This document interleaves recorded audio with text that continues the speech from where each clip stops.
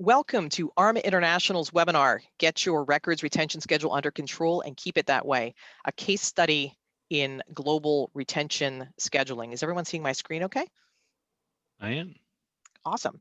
Yes. Today's webinar is sponsored by the great folks at Zasio Enterprises, Inc. I'm Ann Snyder, Manager of Content Development at ARMA International, and I will be your host and moderator for this webinar. For those of you who have attained your IGP, the Information Governance Professional Certification, today's webinar counts toward one continuing education credit in the information management category.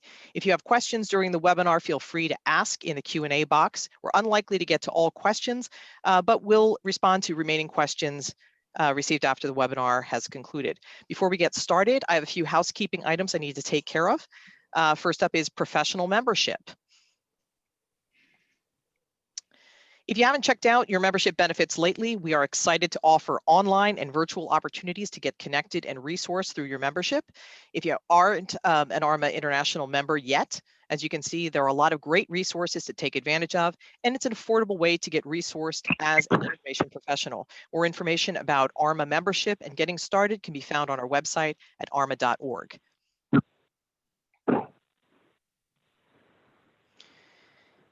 Please take a few minutes to participate in ARMA's second annual IG Maturity Index survey. In March this year, ARMA International published the Information Governance Maturity Index Report 2020. That's quite a mouthful, presenting the results of the IG Index Maturity Survey that we conducted in the last quarter of 2019.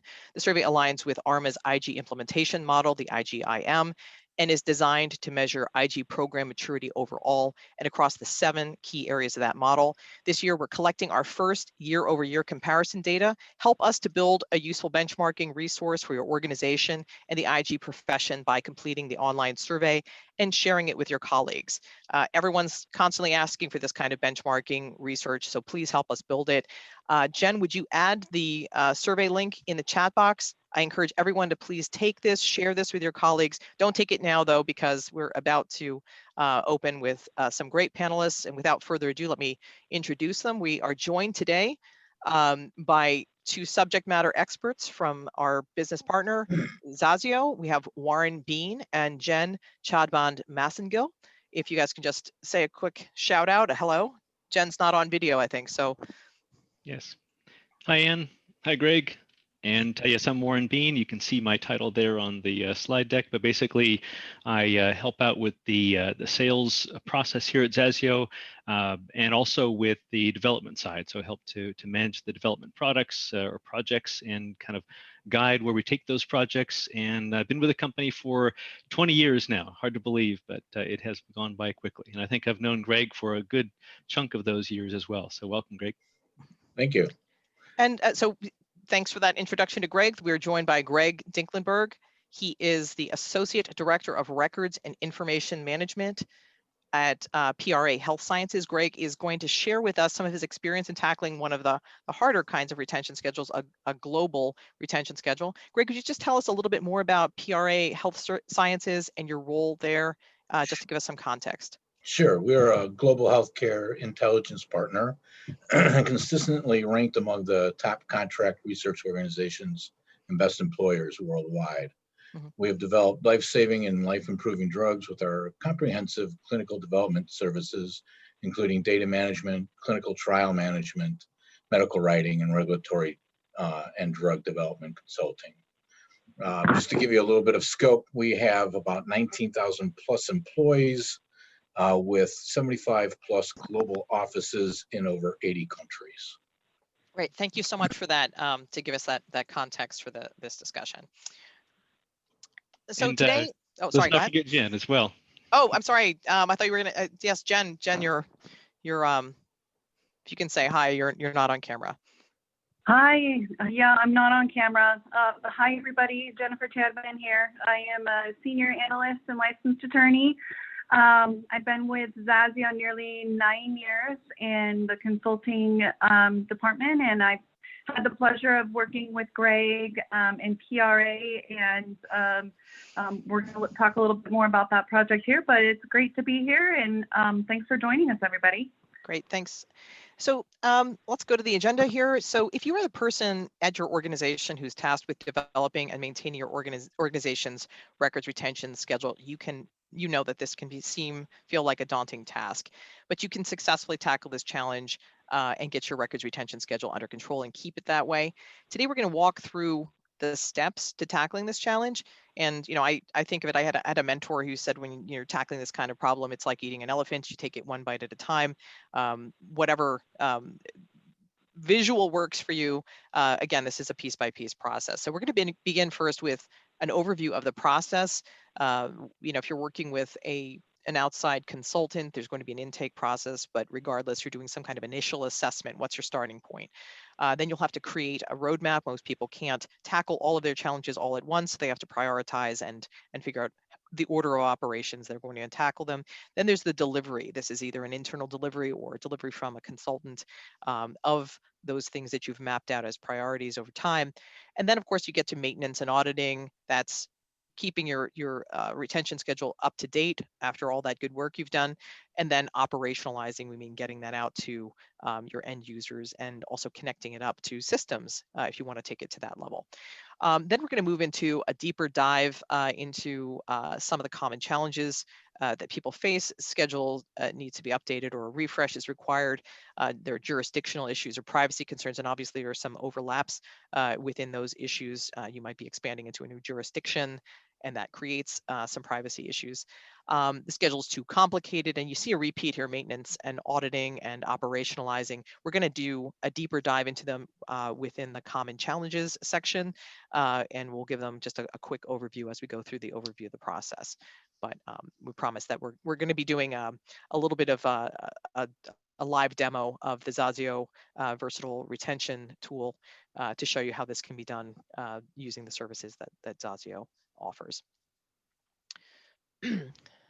So let's start with this. First, the intake process. So okay, Warren, so let's start at the beginning here. So a prospective client is coming to you and asking for help with their organization's records retention schedule. And I imagine you're seeing a wide range of clients. Can you tell us a little bit more about what that intake and assessment looks like? Sure. So people come to us with all different levels of starting points, as not only with experience, but just where they're at in that journey of trying to get their records in place. So, in some cases, they're very sophisticated. They know exactly what they need. They just need to, maybe some specific legal research. In other cases, maybe they're brand new in the role. They don't know where to start. They just know they've got to get compliant, but they don't know what that means. And so we've got to really, first of all, assess where is the client in that process. It is kind of a path, and so there's certain steps you got to take. Some come before others. We have to figure out where they're at, kind of in that journey, so to speak.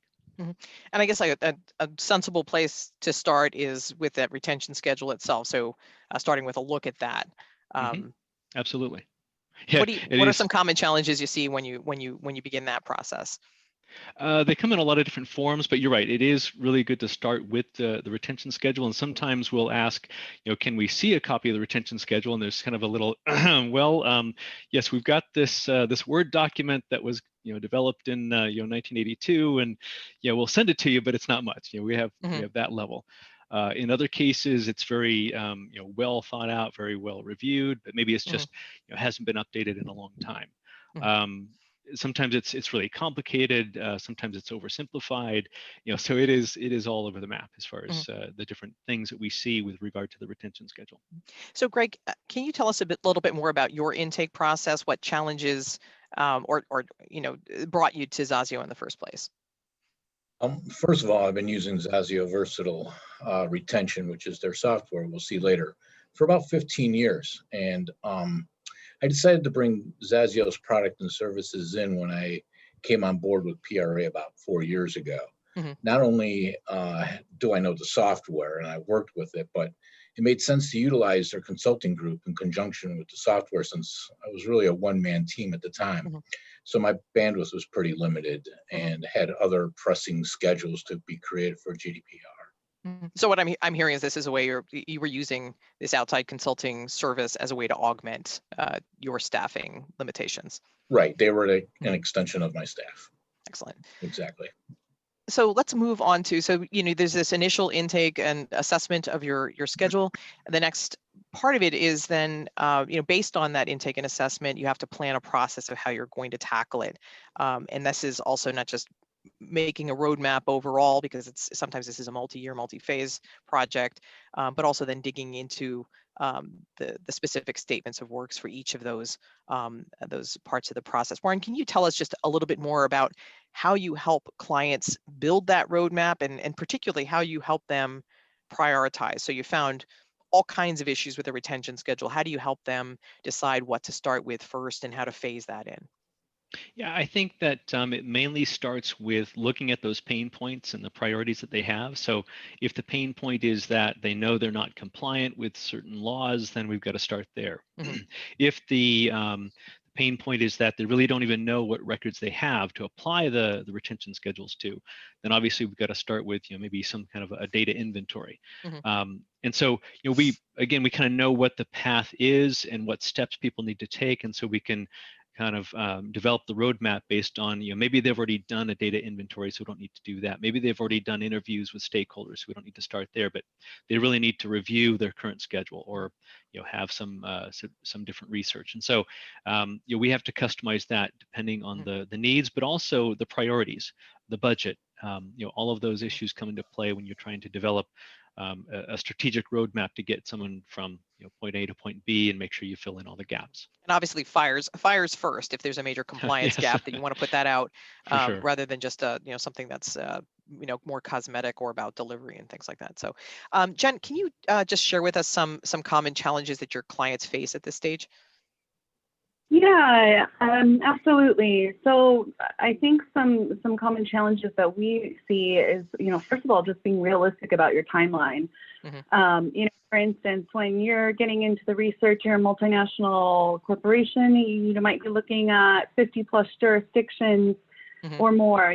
So those jurisdictions have hundreds of laws. So just be really, kind of realistic about the time that, will be required to kind of go through all of that in relation to your retention schedule. And then I would say one of the biggest things is, and this just gets more complex because so many moving parts, but the review aspect, mm-hmm. Lining up your resources, who's going to be reviewing, making sure that you're communicating with them on the front end and that you are able to effectively, get time from them as mm-hmm. part of that process. So I think those are some of the bigger challenges that we see our clients run into. Mm-hmm. And I've encountered that as a practitioner, getting the identifying and getting those resources lined up, but also just getting their time, because as streamlined as you can make it, this is still a fairly intensive process and requires sign off and review. So, mm-hmm. Greg, well, I understand that your organization took a multi-phase, multi-year approach to addressing its retention schedule updates. So at a really high level, can you just give us a sense of what your approach was and why you addressed it in phases like this? Sure. What we had in place was a little antiquated, so I decided to do 3 stages and committed to 5 years. So first we established the RIM program framework, which was creating our policy and all the document life, involving the document life cycle, and then writing the process documents, including training to support that policy. Mm-hmm. Next, which is what phase we're in now, is the building the records retention schedules, right? That's mm-hmm. the biggest part. And then hopefully by the end of next year, we will be completed with that, mm-hmm. and then be able to get an educational training program together and then start auditing in 2022. Mm-hmm. All right, let's move to the next phase here, delivery. So this is the phase where you do the actual work that you scoped out in that in the step we just saw. Again, of course, this is going to be an iterative process for multi-year, multi-phase projects, and there are certainly specific deliverables that are going to vary depending on what your pain points are. But at a high level, Warren, would you tell us what this process is like? What does this look like for a typical client? Yeah, so it can vary quite a bit as far as the process that you take, But essentially, the delivery involves those steps that have already been mentioned, as far as in some cases doing interviews. If you don't have an inventory of your records already, so we'd have to be able to talk to the stakeholders, find out what records they're keeping, and if they already have that in some form, then we can bypass that step in some cases and just go right to the retention schedule. But basically, we take the records that they're keeping. From that, we know what kind of legal research that needs to be done. So we start the legal research depending on jurisdictions, depending on the scope that's needed. Then once we've done that legal research, then we have to apply that to the schedule, or actually in some cases build the schedule first, again, depending on where they're starting from.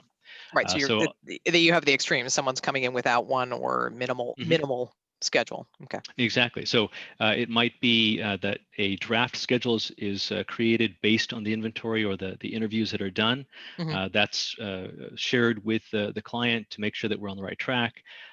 If that structure looks good, we don't have to adjust it too much, then we dive into the legal research side, do all of the citation gathering, and then we have to apply or map those citations to the schedule. So that way you map the laws, the requirements to the schedule itself. And then that may lead into adjusting those retention schedule periods. So you might find that you're over retaining or under retaining, and so you have to adjust. And you always want to bring it up to at least a minimum baseline. Oftentimes we'll divide out the process of making sure that people are keeping things for the minimum time. It might be a separate task to analyze if they're over retaining, only because that's a more involved process, getting more into what operations they have on the business side that might require things to be kept longer. So that's part of that process. And then harmonization is a big step there as well, for whether it's harmonizing different jurisdictions that might have competing requirements, or harmonizing issues with privacy versus long-term retention.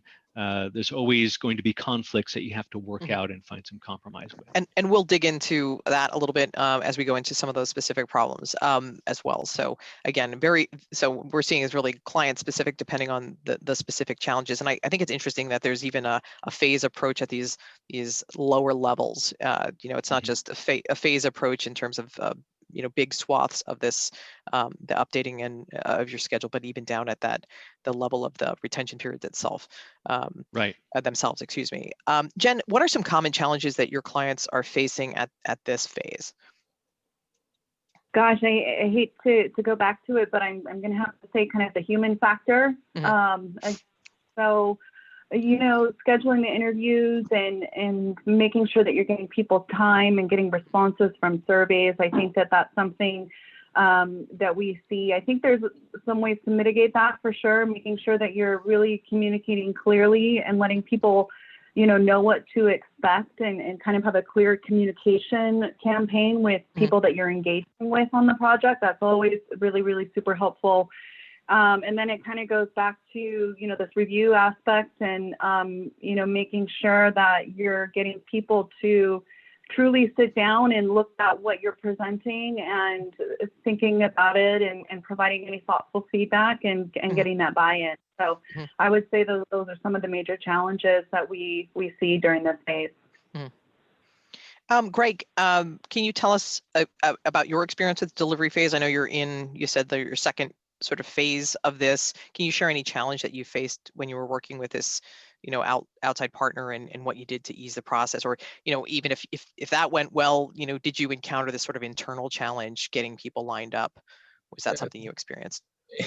Yeah, the internal challenges, the challenges we kind of faced. I mean, it was trying to, like Jen had mentioned earlier, trying to keep our stakeholders on task, right? To review these things. Working with Zasio was rather smooth.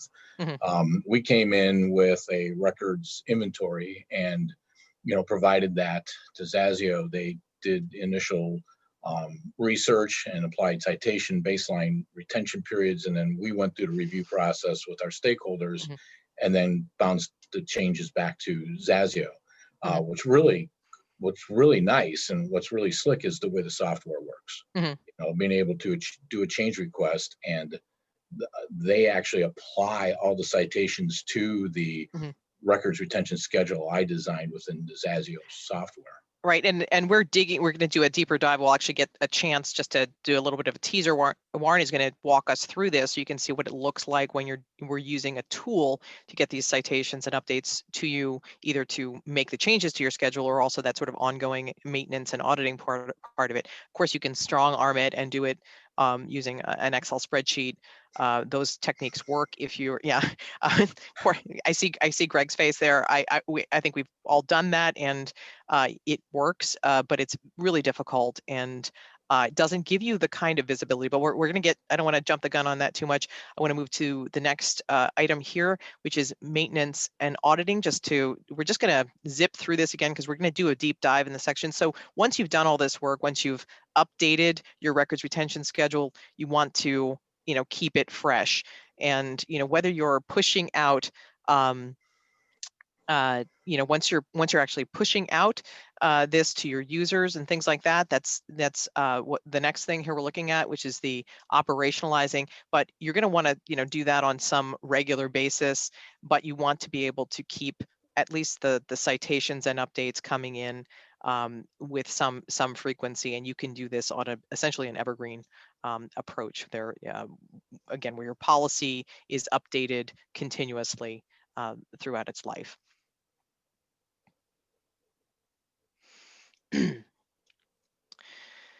All right, let's move to the first item here on our deeper dive. So a common challenge that's encountered by many organizations is that their retention schedule is outdated. It hasn't been updated in a while. You've already talked about this a little bit, Warren. It needs a refresh. Would you talk a little bit about this process, the kinds of typical challenges that you're encountering with clients? Yeah, it's, again, it comes in all different shapes and sizes, but I would say a pretty common scenario is just that it's just been too long since the legal citations have been reviewed. I mean, there are some cases where people haven't assigned any kind of legal requirements, and they're kind of, maybe they inherited a schedule that was some time ago, not been vetted against actual legal citations. And so sometimes it's just a matter of saying, hey, can you look at this and tell us if we're up to date or not? You're really just kind of validating what's there. In other cases, it might be that there are new jurisdictions that a person or an organization is working, whether that's new states within the U.S. or new countries, and so not sure what the laws are in those different jurisdictions. There also can be mergers and acquisitions, where because of a merger, they've got new products, they've got new types of records that they didn't have before, maybe new operations. Maybe they're doing production now where they were only doing sales or something like that, and so it's kind of a whole new realm. And so they need to update not only the citations, the research in that case, but also the actual schedules and the actual records. And you're harmonizing in that case too. Yeah. The two schedules, often if you have two organizations that are coming together, however, whatever the path to that is, they theoretically have been operating with a retention schedule on their own, hopefully, right? Hopefully. And then you need to merge those two into a cohesive whole, and also just again keep track of how that process went.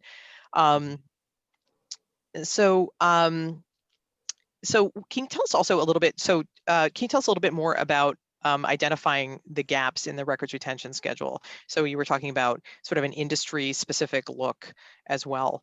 Obviously there are common records retention categories that might be missed generally, but we had talked a little bit about industry-specific gaps. Sure. Yeah. So, oftentimes on the consulting team, Jennifer has a lot of experience with this. They've seen enough retention schedules. They've seen enough research that they know pretty much right away what's missing. They can kind of look at something and say, oh, where are those hazardous materials records or something along those lines.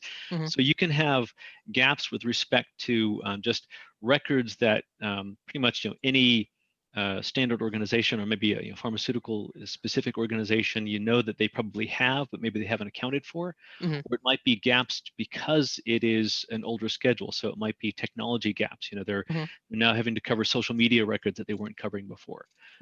Or again, new laws, GDPR, privacy laws, where it can create a gap, and you have compelled destruction requirements that weren't being considered before. So those are all definitely concerns. I know with pharmaceutical, and Greg, you can probably speak to this more, but there's a difference between whether you're doing the direct research yourself as an organization, or if you are contracting that out. So that makes a difference with regard to how long you keep the records. There's a EU law that says you have to keep them for 25 years if you're the sponsor, but it's different if you're not the sponsor. And so those kind of things can be sometimes misaligned or not caught. Depending on what you know about the specific laws that govern that industry. Yeah, and just and I know we're going to get into this again on the maintenance, but I just want to say that just raise it here as a teaser to that. You can be delivering, so if you're refreshing this schedule, there are different ways that you could be delivering this information to the client. You can either be doing it in a very manual way using spreadsheets and things like that, or again, we're going to talk about this a little bit, delivering it through a tool so people can, like the versatile retention tool or something similar, so that people can track what's going on, and it's a little bit more manageable and auditable as well. So Sure. I just want to tease that. We do have a quick question. I'm normally table these to the end, but somebody did ask a question in the chat of what do we mean by interviews? And my understanding is just basically this is the sort of excavation of the the retention schedule and the types of records with the people at the organization, if that's not fleshed out. Is that correct? Yeah, that's a really good question. It's something we just kind of take for granted, but anytime that you're going to especially build a retention schedule from scratch, you have to talk to the stakeholders and find out what they're actually keeping. And so we say interviews, but it can often be a combination of surveys and interviews, where the surveys might be sent out electronically to say, what records are you keeping, where, how long, there's a number of different questions you can ask, and you try to make that not too long, because then you don't get as much response. Try to hit that sweet spot. But then based on those responses you get from the surveys, you typically need to go back and then do follow-up interviews with the stakeholders or with the managers to say, okay, well, I'm not sure exactly what you meant here. Can you fill in the gaps? Can you help me understand what records you're actually keeping? And so the interviews really help to drill down into the specifics of what they're keeping and how long, and all of those details. All right, let's move on to jurisdictional issues. So we've talked about this. This is one of the reasons that you might need a refresh, and arguably there's a little bit of overlap between the refresh needed jurisdictional issues and privacy concerns. But this is, I think, a specific enough area.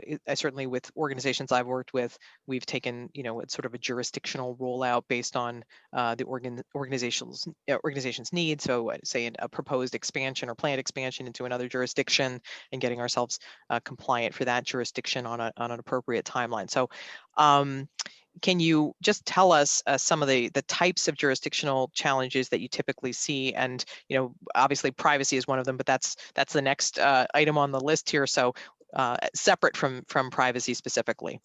Yeah, I think the biggest issue that people run into is when there are wide gaps between requirements of one jurisdiction and another. I mean, ideally, you try to look at, if you're in a dozen jurisdictions, and maybe some have 4-year retention, some have 5, some have 6, you might say, well, it's easy to say, well, let's just go ahead and keep things for 6 years, so we just kind of cover all of those different bases. But what if one of those is 20 years or 30 years or 50? Like, you see a lot of those often, say, in China or Russia, where those retention periods are quite long and quite different than some of the other standards in the US, the EU, et cetera. And so what do you do with those? You don't want to keep all of your records for 30 or 50 years. So you have to find some way to either harmonize that or separate out some categories, or you simply create jurisdictional exceptions where you say our baseline is X, but for these countries, or maybe the specific country, we're going to keep it longer. And so you create that exception, and it's kind of a judgment call, because it depends on a lot of factors as far as the kind of records, how you destroy them, their confidentiality levels, all of those things can play into that. And can you give us just an idea of the sort of the magnitude of the challenge? I think we talked about the number of citations. Oh yeah, so I mean, in the U.S. right now in our database, we have over 80,000 citations just for the U.S. alone. And sometimes you've got multiple citations referencing the same law, so that's why it tends to grow like that. And then worldwide, we have around 128,000 citations overall. And so, as you can imagine, trying to sort out, if you're in every country, obviously that's a lot of data to sift through and to try and figure out. And it's not just so obviously there's the language challenge. You have to be able to speak the language of that jurisdiction, and you need that sort of level of expertise. So in theory, unless you're a geographically tightly defined, limited limited geographically and maybe a not heavily regulated industry, you can quickly get into these jurisdictional challenges. And then once it expands outside of the United States, it's a fairly daunting task to keep up with that as a full-time job, and it's a lot of man hours. Right. So just to talk to Greg about this a little bit, as a global organization, I know that this was part of your refresh, was connected to some jurisdictional issues. Can you tell us more about how jurisdictional issues were part of your challenges, and then how you work those into the roadmap? Sure. With about 80 countries, one of the most challenging records retention schedules we did was the human resources records retention schedule, in part due to the fact that we had to do research in 80 different countries, but also data privacy considerations as well. And the schedule, this schedule actually has the most jurisdictional exceptions. So what we did was we worked with the regional HR reps to manage language barriers and clarification on citations. Unfortunately, we don't have that sort of network with a lot of our other business units. So that's why we had reached out to Zasio's consulting group, because trying to do it ourselves would be very daunting. And they actually filled in as our subject matter experts. All right, let's move on. You alluded to this. So privacy challenges, privacy concerns. This is again, obviously a hot button topic for everyone right now. What's interesting, I think, is that historically used to talk, and we even talked about it here, the minimum retention periods, and now we're getting into something that's cutting in the opposite direction: maximum retention periods, needing to get rid of your your records in a timely fashion. Warren, how has the changing privacy, legal, and regulatory landscape added to the challenge of keeping your records retention up to date and also compliant? Quite a bit.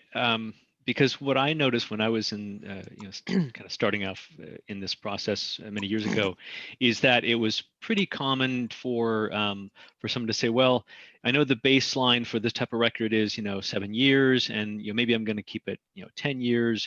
Maybe I'll keep it permanently just because I can. Maybe I've got space. And so to say, oh, are you in compliance? You basically have the mindset that, well, as long as I've got the minimums, I'm okay. So shame on me if I'm not destroying things and saving that cost. That's great, but I'm not going to get in trouble legally. But now, if you have a compelled destruction requirement, especially for things like HR records or customer data, then that that kind of baseline mentality just doesn't work anymore. You have to make sure that you know where the data is, so you can identify it if it's requested, and you have to make sure that you know if you can only keep it for 1 year, or worse, if it's for only as long as needed, then you have to have those triggers in place, the ability to measure and quantify how long do you actually need it, and be able to identify those records after that period of time to ensure that they are destroyed on schedule and you're not violating that that maximum. And we're going to turn to the situation of schedules being too complicated, but I think touching on it here, there's also been a push for the the big bucket approach, having a few categories, and it seems like with privacy, again, that's cutting in the opposite direction. It's pushing people to add more granularity out of necessity.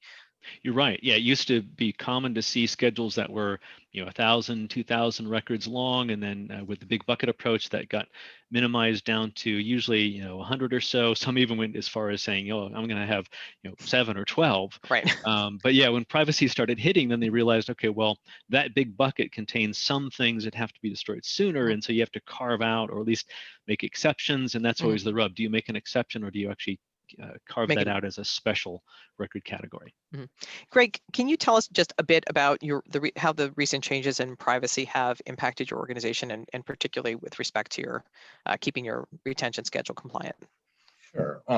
Well, we basically started by building our records retention schedules with privacy in mind back in like 2010, I could see that RIM and the data privacy disciplines were converging, right? Mhm.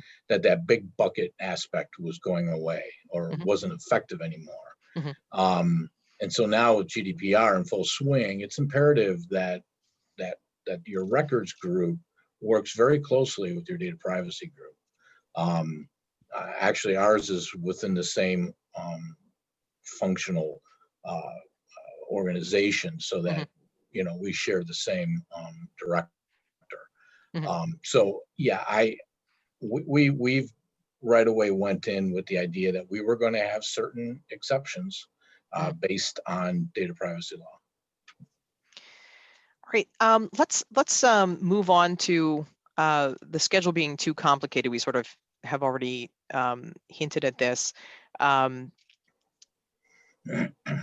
This is a situation where you have just way too many categories. And Warren, when we were preparing for this, you told me about how you encountered some real doozies. And what's the worst you've seen? I'm remembering a number, and I just want to make sure I have it right. Or if my recollection is that it's worse than it really was.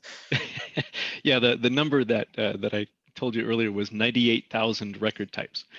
And to be fair, it was really a much smaller set of the same record types, just duplicated over and over again every time a new property was purchased. That was replicated, and they had a lot of redundancy in the middle. They kind of had a three-tier structure, and we needed to carve out the entire middle tier because it was just redundant. And so slop and redundancy, not actually real necessary. Well, I mean, I would suspect there would be some of that if you're up to 98,000, but it wasn't just granularity. It was duplicative categories, and basically. just a poor structure. So that one we were able to gain a lot of simplicity or a lot of efficiency with that one by reducing it quite a bit.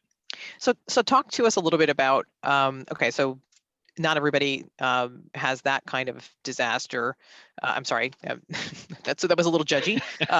That extreme of a condition, but we have sort of ranges in between, as we've talked about the 7 buckets, which seems too simplistic, but something that's less unwieldy than the 98,000, but somewhere still hard to manage. What do you think is the sweet spot generally for categories? And then also, can you tell us a little bit about what that process is about, paring that down and reconciling it?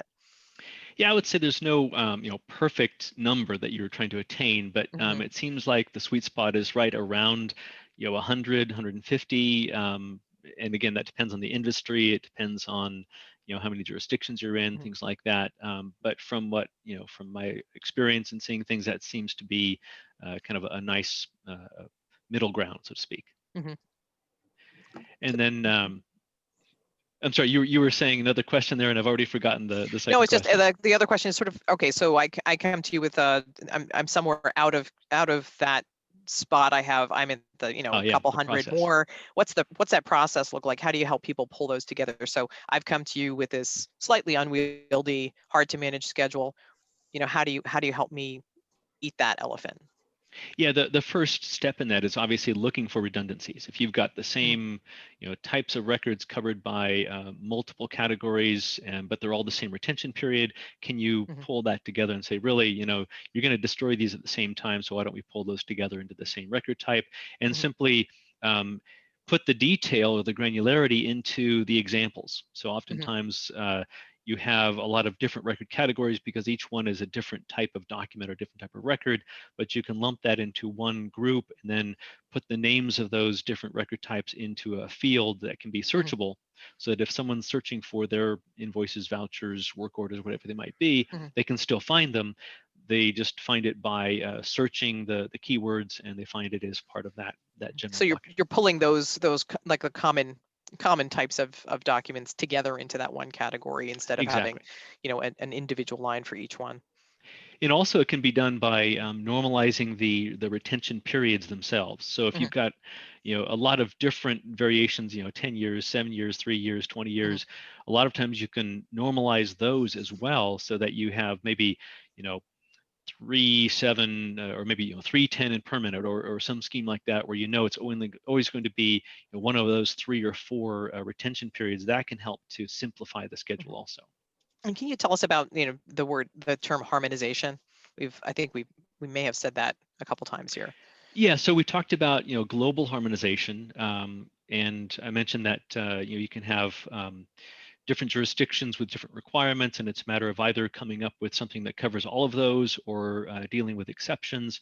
But in terms of complex schedules, I would say one of the really common things that we see also is that if you have your schedule in a well, not usually not a database, but a spreadsheet, you might have replicated the retention schedule in its entirety for every jurisdiction. So if you take an example like Greg, you're in 75, 80 countries, and so you're really talking about 75 or 80 schedules. And so you can greatly simplify the complexity if you say, okay, we're going to have our 100, 150 record types, and we're going to come up with a baseline wherever possible, and then just call out exceptions where needed. You can reduce your schedule tremendously just by reducing that per country complexity. Just to build on this a little bit, I think it's important to emphasize how operational requirements can actually be the driver for retention periods. I think it's not, I think it's a common misconception. At least I've encountered this with stakeholders at organizations. They think it's all laws and regulations that are setting the specific retention period. Can you talk a little bit about that? Yeah, I was actually surprised to learn that as well, as I began working more with our consulting team. That and it varies again by industry, but if you take a typical retention schedule, maybe 40 to 60% of that is governed by specific laws, and the rest of it is operational requirements or just typical audit requirements, things like that, but not specifically regulated by some jurisdictional law. And I think building a little bit on that is, the knowing that what's driving it, that only part of this is legal and regulatory. You can, establish those the longest retention periods that are required and use this as a kind of a a recommendation for not keeping beyond that. So very often it's operational that's pushing. The business is pushing to keep something longer. And if you can go to them saying, there's really no actual legal reason to do this, do you really need to keep it that long? It's a pretty good tool to make the argument. Do you agree with that? I do, and sometimes you see the number 7 come up, like 7 years is a magic number for some reason, and people just think that's that's the rule of thumb, which works in a lot of cases, but can mean that you're over retaining things. And I think it also emphasizes the call out for the interviews, because those interviews are also where we learn about those operational requirements. What do you have for audits? What do you have for document reviews? When do your policies come up for review and updates? All of those things can affect those operational requirements. And those business requirements and operational requirements are certainly important. And whether or not there's a legal and regulatory, I don't want to suggest otherwise, but I think sometimes people are arguing that I need this forever and kind of pushing a little bit too far beyond that the actual requirement from either a legal and regulatory perspective or even a legitimate business perspective. So I think it's good to say we don't need to sometimes. And Greg, I understand that harmonization was an issue that you addressed in your roadmap. Can you tell us a little bit more about that? Sure. We will, when we're completed, we will have roughly 21 total records retention schedules based on either a functional or a process level. Each might contain an average of 7 to 8 different category types. So we're right in that sweet spot, 170 or so. Some schedules which deal with our core business, which is heavily regulated, might have upwards to 12 categories, but others only might have 4 or 5 based on that process. We have used baseline retention where we can, outside of the privacy aspects. We used a baseline retention with country jurisdictional exceptions, like Warren had illuminated too. We have eliminated redundancy by creating a separate records retention schedule, which is just general record. So it's one of those record types. There's like about 3 or 4 that are on everyone's records retention schedule, administrative, project management, what have you. So we can cut a lot of redundancy out by just pointing people there. All right, now we're going to, as promised, we're actually going to go back to maintenance and auditing. So we're returning this topic once you've invested all this time, the resources and money to update and fix your retention schedule. You're going to want to maintain it and make sure the other part of this, the second half of this, is auditing, track the changes. And again, there are different ways that you can do this. We've, I think everyone on this call, on this panel, has dealt with the situation of doing this in a very manual way through an Excel spreadsheet, tracking changes and updates to it, and also the review process. But I'm going to hand this over in a second to Warren, and he's going to show us what this looks like in terms of the tool and how you can have this delivered to you in a more streamlined fashion. I just want to show you what this can look like in real time. And if you're managing, again, the number of citations that we just talked about, doing that in a process, via a spreadsheet is incredibly complicated. We're also then going to just move right into sort of operationalizing as well as we look into the versatile retention tool, because this is a way to push out the documents to your end users. So at the end of the day, either, again, you can push it out as an Excel spreadsheet or something like that, or a PDF of that. That's also a way people have done it. But there's also a way to, there are tools that allow you to present this in software that's searchable and has some other functionalities, and we'll look at that. So Jen, can we hand it over to Warren so we can have a quick walkthrough of versatile retention? And I'm already stealing the screen from you, so. No. One by other the way, point. Sorry, I do see a bunch of hands raised. We are going to have some time to get to questions, so please bear with us. We're not ignoring you. Yes. And one quick note about just one other point on that last discussion, and that is simplifying can also be done with doing a really good job of analyzing the event triggers, and that sort of ties into operationalizing as well, but something that we should really think about as far as the more event-based retention you have, the more complicated your schedule is, and the more difficult it is to actually put it into place. So. Something we can touch on more. So I'm going to just show you real quickly here, just within a few minutes, the tool that we're talking about, just so you can kind of get a visual on it. I'm not, trying to do a demo here, but we're talking about this tool called Versatile Retention. We have it here as a desktop application or as a SaaS tool that is a software as a service. So I'm going to go ahead and use the software as a service version just because it's just kind of cool. So I'm just going to my browser, launching it here. We can do single sign-on and so forth, but I'm going to go ahead and log in manually. And in terms of keeping your retention schedule evergreen, one of the things I always like to point out is this little pop-up here, because it's really kind of a minor thing as far as the software goes, but it's really important for keeping you up to date. And that is, we're constantly publishing new citations, the legal research team is. And so this little pop-up is just reminding me that I've got a bunch of batches that I haven't reviewed and processed into my database yet. And I'm not going to go into great detail here, but you can see that we've got a number of jurisdictions that are being published multiple times per month, a lot of new citations, a lot of updated citations, and we also even give you details about things like, we've got some of these updated citations that actually affect some schedules that those are linked to. So that would be one where I'd probably want to go into the batch details, look at them in particular, see if I've got discrepancies where maybe the retention period has changed and I need to update that schedule. So this is a really important piece of the program in terms of just keeping things up to date, and really being able to manage the ongoing maintenance of the schedule. So once you have that baseline established, you want to be able to keep it now green, so you're not going back to the problem that you started off with.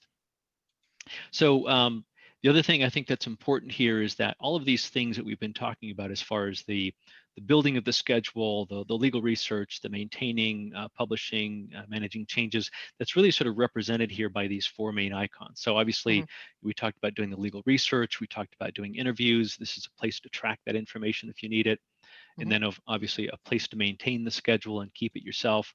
And then when you review the schedule with your stakeholders, these change requests are where you can do that. In fact, one of the really cool things about this piece here is that it's not only the ability for, say, Greg to propose changes to his internal team and circulate that for review and comments and approval, but it's also a chance for him to actually push the schedule to Jen here at our office, have her apply research and send it back so he can then review and approve that with the internal team. So it's actually a conduit between the software and the legal research team here. So now, not every citation. So the can you tell us a little bit about the frequency with which these citation updates are coming, and then also just can you clarify that not every citation is necessarily going to lead to a change request or change in the retention period? Yeah, absolutely. In fact, in that screen we saw a moment ago about the citation updates, you can see just sorting here by date published that we're publishing these multiple times per month, depending on the size of batches and what updates we're doing. So these are coming on a regular basis. People are getting a feed not only through this but also through email, so they'll be able to see those. And as I mentioned, we can dive into these batches and see which ones actually apply to the schedule, if they apply to your industry, to your business activities, all those kind of things to help you know exactly what that's about. Now, there's actually a question in the chat here. Someone's asking, as a matter of best practices, how often should your schedule be reviewed? And I just to say that, what we're seeing here is that these things are being reviewed in real time, right? So there's a fairly, this is an evergreening approach that is available. It doesn't mean that you have to push out an updated retention schedule, every 2 seconds or something like that, but you might do that yearly. But do you have any, sense of what is the, is there, again, I think it depends on your industry, and it depends on what kinds of changes that you might want to push through pretty quickly. But is there a best practices out there, or a common practice at least that you're seeing out there in the industry? Yeah, it's interesting because I would say the most common is an annual or biannual refresh, but we do have some customers who need a guarantee that they can get updates every 30 days, Right. when laws come out. And so getting those really timely updates is extremely important in those cases where it is a heavily regulated industry. And Greg, just to bring you back into this conversation, I understand that you use versatile retention as part of your program, right? Yes, and it's very efficient. With the weekly citation updates, we do it. You can set them for however long you want them, monthly, weekly. We get them weekly, and they get pushed to our database, and then we're able to go through them and like Warren's shown. We then can basically update our schedules on the fly. So although we use the desktop, the on-prem version, with our process, what we do is we consider versatile retention as a living, fluid entity. So once we have a records retention schedule that is approved by our stakeholders, which includes legal and data privacy and others, we use the reporting output to convert that to a PDF, which is then I digitally sign it, and we upload that into our quality management system. Okay. That is our record. That is our records retention schedule. So then we have a 2-year refresh on that, unless of course there's something that is, that needs to be done right away.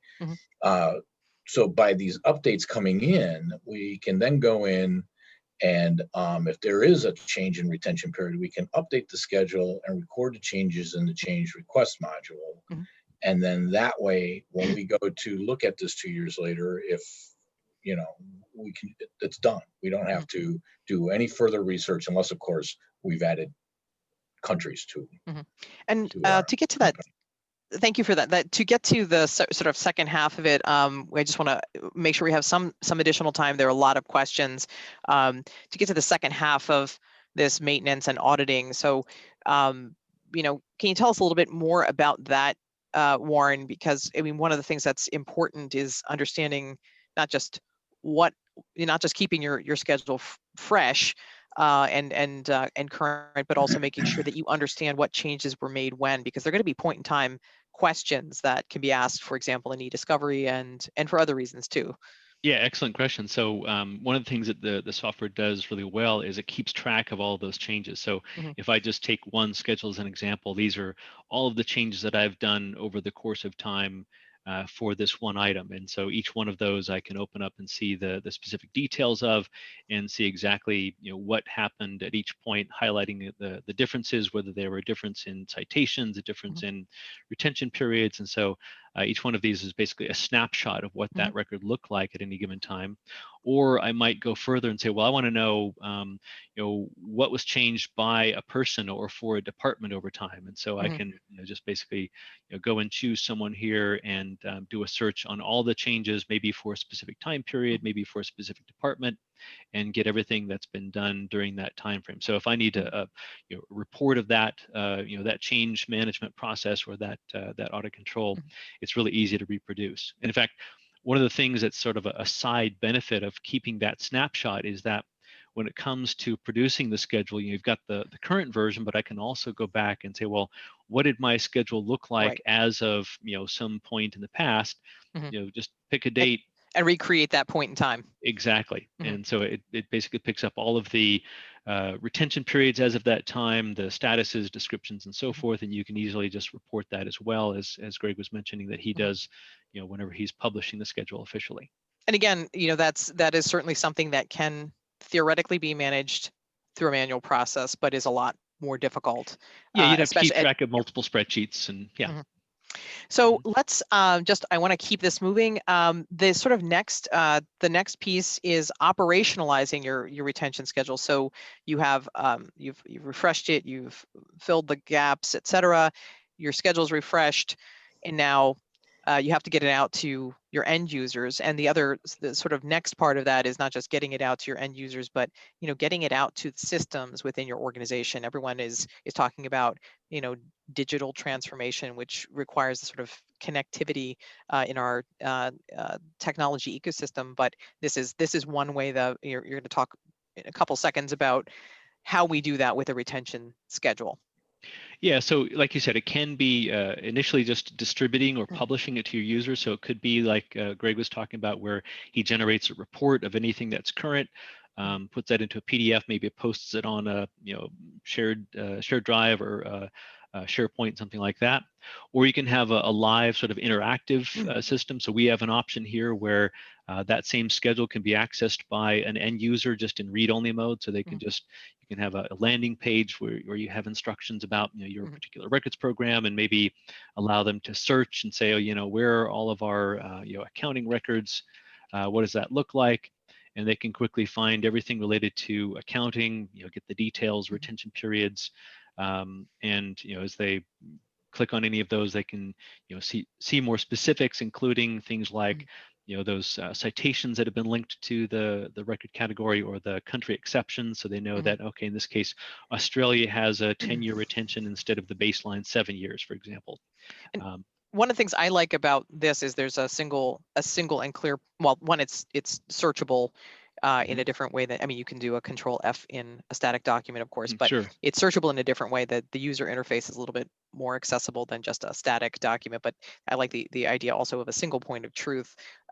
Greg, you're handling it, I think, by having a quality system where people know, you can do it that way. People know where the single source of truth is and can go there and get it. But a problem that I've encountered with people is, the download of the, retention schedule. So someone's relying on something that's, yes, it is an accurate copy of a retention schedule from 5 years ago or something like that, because they've downloaded it and they think they're not using the current one. So I'm sure you I follow the schedule. Yes, followed it. The schedule's out of date. Yeah. Can you talk for 2 seconds, and we may run over time if people can stay on. We're going to do some Q&A quickly. There's some great questions, so people can hang on. That would be great. So just can you quickly, for just 2 seconds, talk to us about this sort of next arm of it, a little bit about how you can, take it to the next level and connect to your system. So connect these updates to your systems where you're actually executing on your records and retaining your records. Sure, and that is a huge challenge because obviously you've got a retention schedule like I'm showing here, and you have to be able to take those rules and those requirements, put those into the various platforms where you're actually storing records. And so some systems have that capability built in some cases they don't. But if you've got a handful of systems, it's probably pretty easy to just go ahead and just manually update those as they come through, especially if they're just annual. But if you've got 200, 300, or some cases 1,000 systems that you've got to manually update, it's just totally impossible. So you'll never be compliant unless you actually get the schedule into the systems that have the records. And so that can be done through APIs, through integrations. There's a number of different tactics. I've got a blog post I wrote about this a couple months ago. So there's a lot of different strategies you can take, but that really is a kind of the final step to really becoming not only compliant, but getting it out there and actually automating the process of applying it to those repositories. And again, that's one of those things that it's not uncommon for your technology ecosystem to involve hundreds, easily hundreds of different systems where documents are being retained. And if you're, doing a manual update on that, even if it's yearly, that's quite a bear. I'm going to take back the screen if I may. And all right. I will stop sharing. Thank you. Give me 1 second. And we're just going to open this up now to questions. And again, if people can stay on a little bit longer, that would be great. Is everyone seeing a screen that says questions on it? I can't always see this on my side. Yes. Excellent. All right. So let's look at some of these questions. We have, let's see. The first one here is, what tips do you have for companies that have combined retention schedules? So they're merging or doing that sort of merger or acquisition kind of scenario. Do you have any tips for people in that scenario? Yeah, I would say that when we've dealt with that, what often happens is that you can maintain both retention schedules, like in our software at least, have them both running, and then you basically kind of over time can merge those together. So kind of that same process of consolidation that we talked about before, but basically you have both schedules in play. Maybe the different groups that you're bringing together both use the ones that they're comfortable with until you get that harmonization process going, and then you come up with essentially either a third one, or you merge maybe the smaller or the less up-to-date one into the more current one, kind of depending on where they both stand. I think this next one is a quick yes, no, but are archives part of the stakeholders in the interview and research process? I would hope that if you have an archives group that they are part of the stakeholders who are involved in this. Do you typically see them included, Warren? Yes, so obviously archives are going to be kept permanently, so it's not necessarily coming up with a retention schedule, but it is important in terms of considering when something is considered an archive, where it goes, who handles it. It gets managed like all the other records in many cases, but just with a permanent retention. Here's an interesting one. So how do you know if your retention schedule is too complicated or oversimplified? Can anyone figure out how to use it?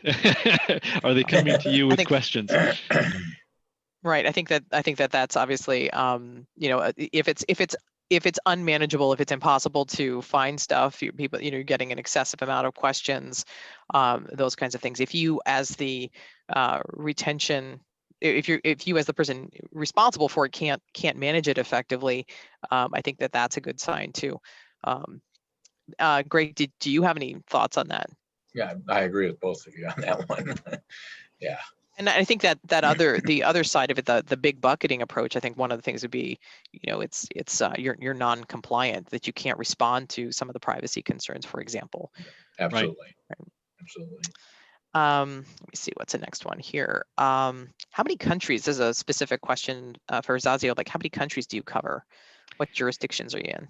We have, I believe it's around 130 jurisdictions, and keep in mind that some of those break out into multiple. So like, Australia, Canada, and a few others, we break them out into their states or provinces, but overall, right around 130 jurisdictions was the last count I saw. Okay. Quick question here. Do the citations, the legal research, include GDPR, CCPA, and ISO?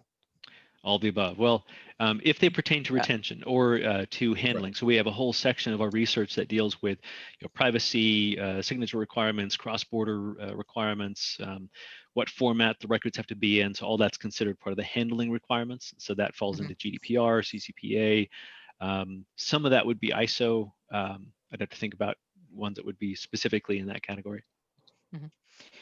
So here's a pretty specific one, and then I'm going to wrap this just because we're out of time, and maybe we'll do one or two more.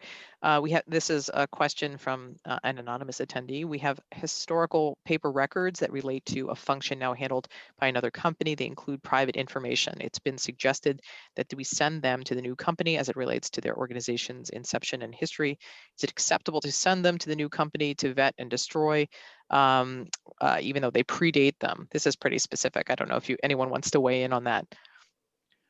You're right, that is pretty specific. I think a number of things come to mind, at least off the top of my head, which is, who is the true custodian of the records? What kind of information are we talking about? How secure are they? Probably not an easy question to answer right off, but maybe something we can follow up with.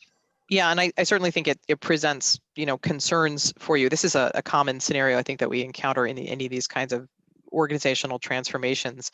It's, what are you retaining? And so obviously something here has been kept that maybe should have gone to the other organization, and now it's. I mean, I would, again, this is just a suggestion, is to look to those documents that involve that, the reordering of your company. Yeah, we've seen some pretty ugly scenarios where there are splits and you have to go box by box, folder by folder, and separate documents. It can be very, very time consuming. So here's one. Well, I'll just close with one more here. Is it possible to manage a global retention schedule on your own? And I have some specific thoughts on that, but I'm curious, Greg, as a practitioner who's doing this, would it be possible for you to manage that schedule on your own? No, it's really difficult. And like I said, I mean, HR, we were able to do because we had representatives in each region that we're in, but there's other aspects of the business that we don't.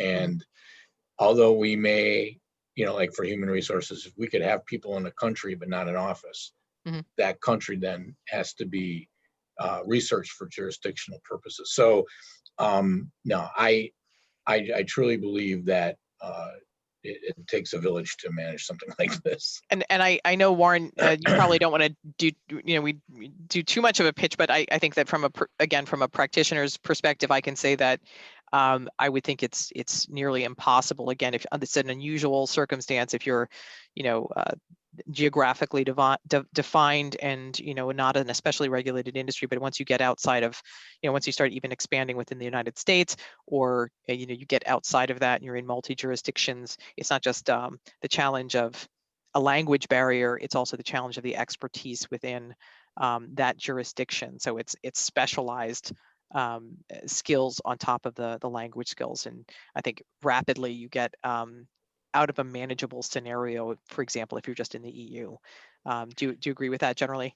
Yeah, I do, and I think it's not only an issue of expertise and the language issues and so forth, but just if it were your only job just to manage the retention schedule, that's all you could that's all you had to do 8 hours a day. It might be feasible to at least keep up with it. But most people are doing multiple jobs, they've got multiple responsibilities, and so usually people just don't have that bandwidth. All right, I want to wrap this up. We have a lot of unanswered questions, so we're going to try to follow up either in a written format or maybe an alternative. Maybe we can do a live Q&A. Let's see if that's a possibility. I just want to thank all of our panelists today. And in today's webinar of Get Your Records Retention Schedule Under Control and Keep It That Way. I'd like to thank everyone here for their continuing service to this community and for sharing their knowledge with us.